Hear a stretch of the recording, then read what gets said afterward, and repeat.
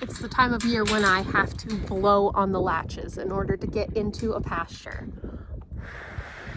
It's the time of year where all the poop is frozen, which somehow makes it both easier and more difficult to pick. It's the time of year when I literally couldn't open the barn door this morning because it was frozen shut. And it's the time of year when the horses look really cute with the snow on their backs. And when Era is absolutely adorable in her little coat. It has been absolutely brutally cold here on the farm lately, and now it's snowing again. Yesterday, I finally got the winter version of the setup done.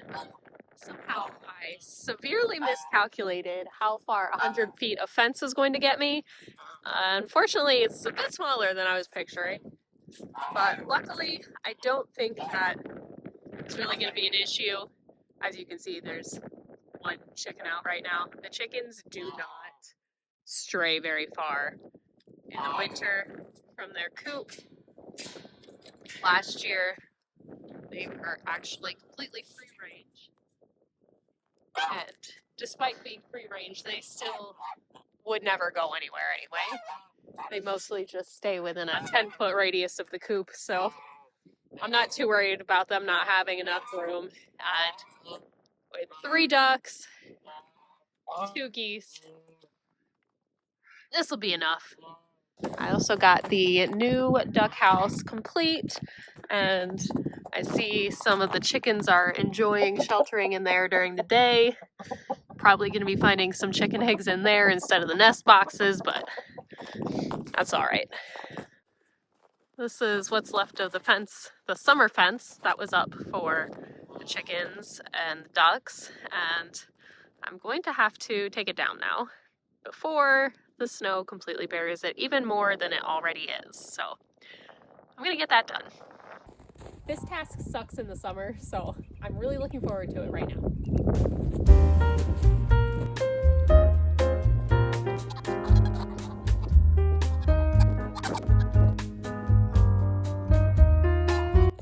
I need a shovel. There's a part that's really stuck.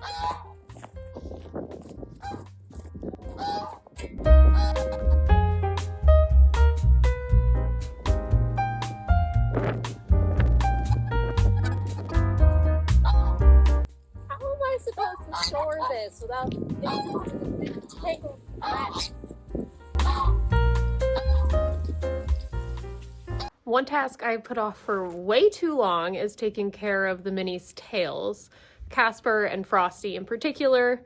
I usually keep their tails wrapped up all the time in order to protect them and help them stay nice and beautiful and long and healthy. But a week ago, they were at a parade and I took the tails out for that, obviously. And I just didn't have the time that day to put them back, and I keep putting it off and putting it off. I've been sick and busy and blah, blah, blah.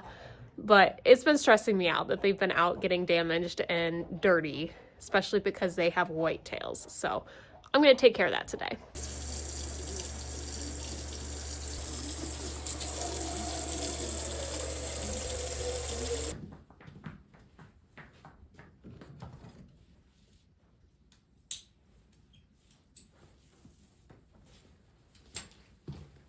This is a really terrible wintertime task because I'm not going to bag his tail up while it's dirty because it's just letting the stains set in even more. But it's so cold, and getting anything bathed and washed in the cold absolutely sucks. I've got warm water here with a little bit of oil.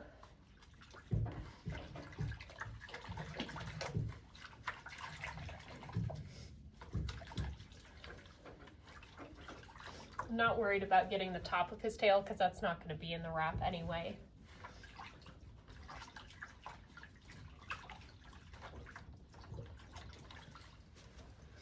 And we're just swishing around and mostly praying that the oil is going to help release these stains. In In the warm months, I always bathe their tails with shampoo and whitening shampoo and conditioner, but that's just not realistic in this sort of weather. So kind of got a hot oil and hope for the best. Now I'm going to carefully comb out his tail, trying not to pull out any hair that isn't meant to come out yet. Why I'm doing this in the absolute darkest corner of the barn, don't ask me. Sometimes in the winter I will use a blow dryer on it just to help it dry faster, obviously, but oh, thank you for that, Casper. Much appreciated. Now don't get it in your tail. That's my biggest fear with Casper's tail, poop stains. He will poop in his own tail. Clean up on aisle 4.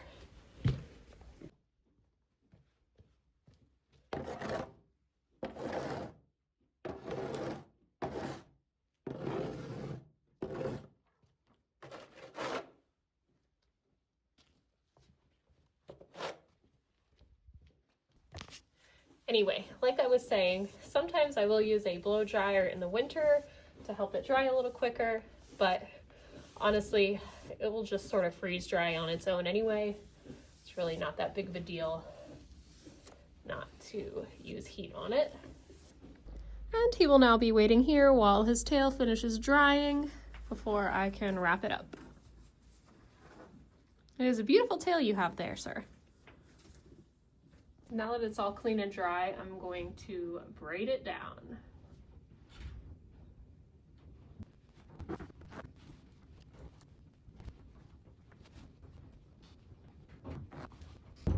And I like to finish off the braid with electrical tape because it does not stick to the hair when you go to take it off. And I find that it does not pull hair out when you remove it like a hair elastic will.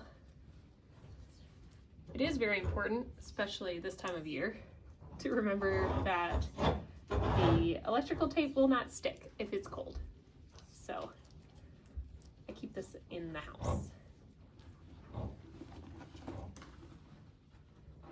And yes, you can just pull it apart, but it's a lot cleaner if you cut off the end.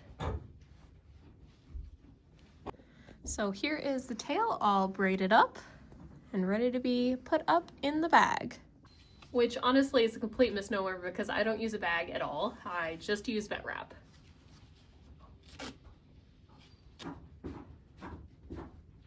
I have used one particular brand of tail bag in the past. It's called a tail boot, I think. I think it's like the tail boot, I believe, is the brand name. And I like it. It works really well, to be honest. Oh, we're moving. The only downside to it is they're more expensive up front, and every time that I needed to wash the tail, I also needed to wash the tail bag, and that was making me put off redoing the tails as often as I should, whereas the vet wrap is just disposable, so I just use a new thing of vet wrap. Getting towards the end, so I may as well use it up, which over the life of the horse is definitely going to be more expensive than just buying a tail boot bag, but at the upfront cost is obviously a lot lower.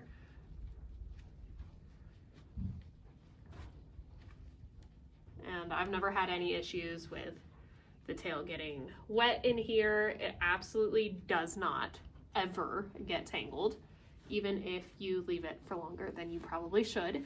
The only part that I've ever had issues with getting tangled is the sort of new growth that happens right in this section underneath the tail bone, which is not in the wrap, and above the wrap. That can get tangled and also a bit irritated with dirt and other stuff getting in there if you leave it for too long.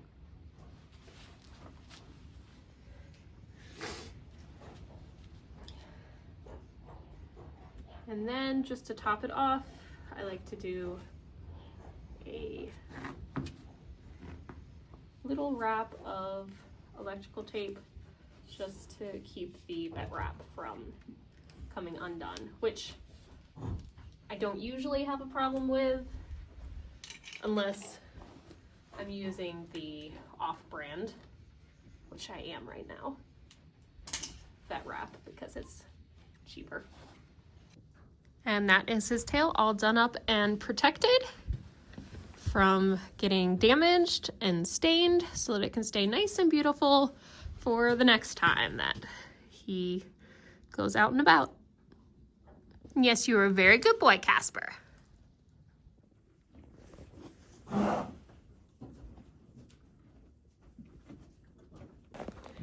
It's a little bit early still, but I'm going to put the ducks and geese away right now before it gets too dark, because I don't think they're going to be very easy to put away in their new house, especially with me being alone to do it. So enjoy the chaos.